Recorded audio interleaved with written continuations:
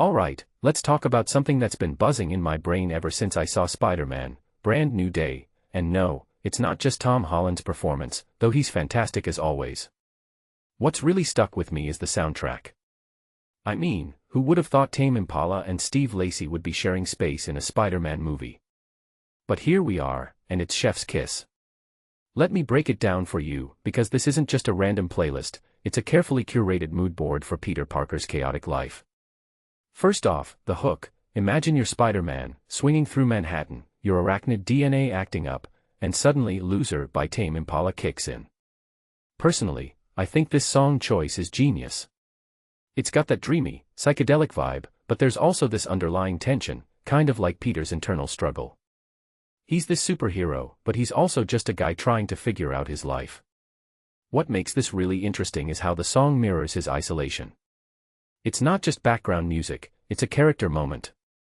Now, let's talk about Steve Lacy's "Oh Yeah" closing out the film during the credits. In my opinion, this is a bold move. The song is smooth, almost hypnotic, but it's also got this edge to it.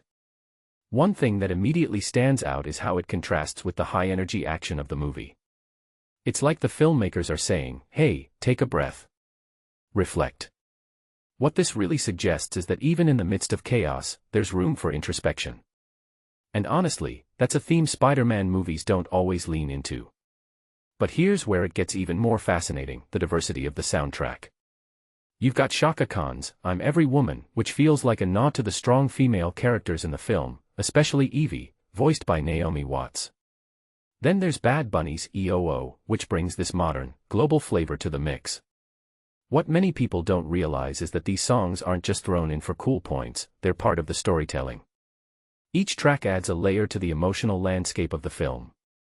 If you take a step back and think about it, this soundtrack is a microcosm of Spider-Man's world. It's chaotic, eclectic, and unexpectedly cohesive.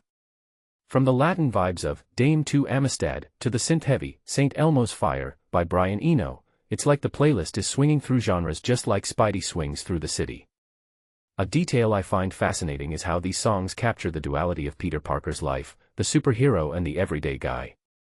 This raises a deeper question: why do we care so much about movie soundtracks? Personally, I think it's because they're the emotional backbone of a film.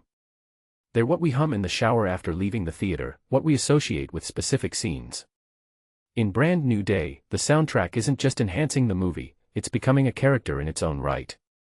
So, here's my closing thought: next time you watch a movie, pay attention to the music. Ask yourself, what does this song add to the story? Because in the case of Spider-Man, Brand New Day, the soundtrack isn't just a collection of hits, it's a narrative tool, a mood setter, and a reflection of Peter Parker's journey. And honestly, that's what makes this movie feel so fresh. What do you guys think? Is the soundtrack a game changer, or just a cool bonus? Let me know in the comments, I'm curious to hear your take.